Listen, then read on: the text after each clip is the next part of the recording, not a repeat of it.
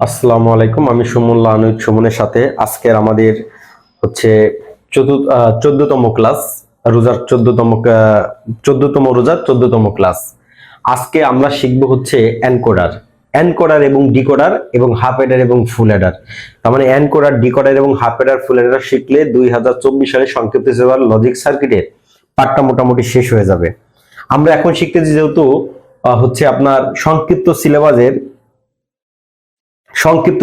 যত টপিকস আছে আমরা তার ধারাবাহিকতায় আমরা শিখতেছি আইসিটির প্রত্যেকটা টপিকস জাস্ট আপনাদের ধারণা দেওয়ার জন্য। এর প্রতি আমরা সৃজনশীল নিয়ে আবার কথা বলবো, আমরা জাস্ট সৃজনশীল নিয়ে একদিন কথা বলবো, কিন্তু ঈদের পরে প্রত্যেকটা টপিকসের উপর যে সৃজনশীল গুলো হয় বা এসেছে সেইগুলো নিয়ে আবার ওই ভিডিওগুলো অবশ্যই আপলোড করে আপনাদের দেখার জন্য সুযোগ করে দিব। আজকে আমরা শিখবো মূলত এনকোডার। এনকোডারের সংজ্ঞা আমি যেভাবে বলতেছি সেভাবে আপনারা একটু খাতায় লিখে রাখবেন যাতে মনে থাকে। এনকোডার মূলত কি এইভাবে মনে রাখবেন, যে সার্কিট ব্যবহার করে কম্পিউটার মানুষের ভাষাকে কম্পিউটারের ভাষায় রূপান্তর করে তাকে এনকোডার বলে। কি বলতে পারি, যে সার্কিট ব্যবহার করে কম্পিউটার মানুষের ভাষাকে কম্পিউটারের ভাষায় রূপান্তর করে তাকে এনকোডার বলে। এনকোডার মূলত কাজ করবে যোগের। কিসের কাজ করবে ভাই? এনকোডার মূলত যোগের কাজ করবে। তাহলে এনকোডার সংজ্ঞাটা একটু লিখে নেবেন। এনকোডার মূলত আমরা কি কি ভাবে চিনবো? এনকোডার লেখা থাকবে, নয় 8 to 3 থাকবে বা 4 to 2 থাকবে, বা এই পাশে যদি কখনো 8টা দাগ থাকে, কয়টা দাগ ভাই? এরকম যদি 8টা দাগ থাকে, এই পাশে যদি 3টা দাগ থাকে তার নামই 8 to 3 লাইন। যদি কখনো এই পাশে 4টা দাগ থাকে তাহলে হচ্ছে হলো 4 to 2 লাইন। যদি এই 8টা দাগ থাকে এই পাশে, 3টা দাগ থাকে এই পাশে, এটাও এনকোডার। চারটা চারটা দাগ থাকে এই পাশে, 2টা দাগ থাকে, এটাও এনকোডার। মানে এনকোডার চিনবেন, নয় ডিরেক্ট এনকোডার লেখা থাকবে বা 8 to 3 লাইন লেখা থাকবে, বা হচ্ছে আপনার 4 to 2 লাইন লেখা থাকবে। তার মানে এইগুলো মূলত এনকোডার। তাহলে এনকোডার মূলত আমরা কি বলছি ভাই? যে সার্কিট ব্যবহার করে কম্পিউটার মানুষের ভাষাকে কম্পিউটারের ভাষায় রূপান্তর করে তাকে এনকোডার বলে। তাহলে হচ্ছে এনকোডার যদি যোগের কাজ করবে তখন আমরা কি করব, এইখান থেকে এখানে আবার অক্টেল ভিত্তিকও বলা যেতে পারে। কারণ হচ্ছে কি, অক্টেল 0 থেকে 7 পর্যন্ত বেশ কত 8। এই কারণে এখানে আমরা 0 থেকে শুরু করব, E0 E1। এখন ই দিলাম কেন ভাই? এখানে যে কোনো একটা অক্ষর দিলে হবে, যেহেতু আমি এনকোডার করতেছি সংক্ষেপে মনে রাখার জন্য ই ইউজ করছি। E0 E1 E2 E3 E4 E5 E6 E7। এই যে 0 থেকে 7 পর্যন্ত, 0 থেকে 7 পর্যন্ত আমাদের অক্টেল, সেই অক্টেলও বলতে পারি, অক্টেল ভিত্তিকও বলতে পারি। মানে E0 থেকে E0 থেকে শুরু করে E7 পর্যন্ত, এটা 8 শেষ হয়ে গেল। বাকি আছে কি 3 A B C। এখানে X Y Z যে কোনো 3টা অক্ষর দিবেন। এখন মনে করেন এইটুক নাই ভাই, মনে করেন E0 থেকে E7 পর্যন্ত মনে করেন নাই। এটা যদি এরকম থাকতো, মনে করেন এইটা যদি আপনার অঙ্কে ইনপুট হতো, তখন আপনি কি লিখতেন? 1 2 4। তার মানে এখানে এর ঘরে কি লিখতেন? 4টা 0 4টা 1, 2টা 0 2টা 1, একটা 0 একটা 1। এই এনকোডারে এইটাই উত্তর। এখন আমরা এটুকু আমরা মুছে ফেললাম, এটাই উত্তর। এখন উত্তরটা আগে বের করলাম। এখন কি করবেন? প্রত্যেকটা প্রথমটাতে 1 থাকবে, এখানে 0 আছে 1 থাকবে, 0 এখানে E1 আছে, মানে এক ঘর খালি রাখবেন, পরে 1। আবার 2 ঘর খালি রাখবেন, 1 2 1। 3 ঘর খালি রাখবেন, 4 ঘর খালি রাখবেন, 5 ঘর খালি রাখবেন, 6 ঘর খালি রাখবেন, 7 ঘর। এই দিক দিয়ে চিন্তা করে দেখেন, 1 ঘর খালি আছে, 2 ঘর খালি আছে, 3 ঘর। তবে যে দিক দিয়ে আপনি রাখেন না কেন, উপর এবং নিচে সমান হবে, আর বাকিগুলো আপনার শূন্য বসে যাবে। এগুলো সবগুলো শূন্য হয়ে যাবে, এগুলো সবগুলো শূন্য। তো কিভাবে লিখছি? প্রথম ঘরে 1 লিখবেন, ভিডিওটা দাঁড় করায় একবার দেখে নেবেন বা প্রয়োজনে বারবার দেখবেন, তাহলে মনে থাকে যাবে আর কি। এনকোডার মূলত কাজটা আমাদের কি? এনকোডার করবে যোগের কাজ। মনে রাখবো কিভাবে? 8 to 3 লাইন থাকতে পারে, বা প্রথম দিকে 8টা দাগ থাকতে পারে, পরে 3টা দাগ থাকতে পারে। এই এনকোডারে আপনার সত্যক সারণী শেষ। এটা আপনার এনকোডারের সত্যক সারণী, এনকোডার সত্যক সারণী। এখন আমরা এনকোডার সমীকরণ বের করব ভাই। এই সমীকরণের দিকে তাকাবো। সমীকরণ হচ্ছে কি, এখন ABC, এটা যেহেতু 8 to 3, যে অবশ্যই লাস্টের দিকে আউটপুট আছে, যেমন এই অঙ্কের আউটপুট মনে করেন 3টা। এই 3টা যদি ABC লিখছি, দেখেন তো এর ঘরে কই আছে ভাই? এই যে এ আছে না, এই ঘরে যে 1 আছে, এই 1টা কোথায় খুঁজে পাওয়া যায়? এই দিকে তাকান, দেখেন এই 1টা মূলত কার মধ্যে আছে? E4 এর মধ্যে আছে। তাই আমরা কি লিখবো? E4। যোগ চিহ্ন কেন দিলাম? আমি বললাম এনকোডার যোগের কাজ করবে। পরে এই যে আরেকটা এর মধ্যে আরেকটা আছে, এই অনটা কার মধ্যে আছে? E5, তাহলে E5 এর মধ্যে দিবেন।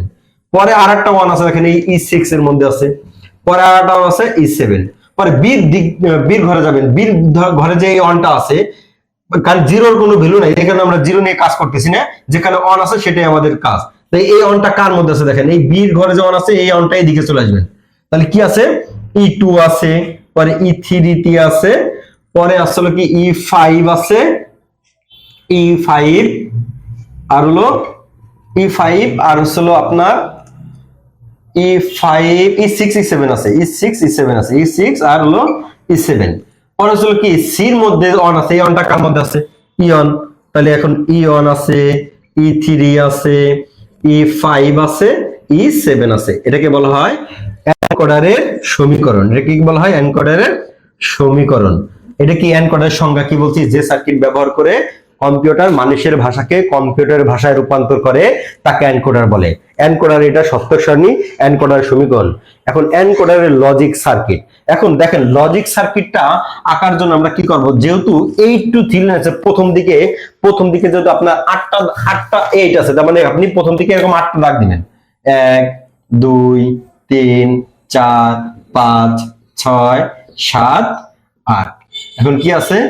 E0 E1 E2 E3 E4 E5 E6 E7। এখন এই 8টা শেষ, বাকি আছে কি 3টা ABC। যেহেতু এখানে যোগের কাজ করতে হবে, যেগুলো চিত্র দেখতে কেমন চাঁদার মতো, দিলাম চাঁদা, এখানে একটা চাঁদা, এখানে একটা চাঁদা। তাহলে এখন আপনার এর ঘরে কি কি ছিল? A B C। এর ঘরে কি কি ছিল ভাই?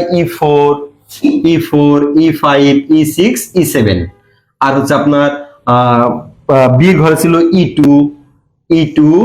E3 E6 E7। আর আপনার সির ঘরে কি কি আছে?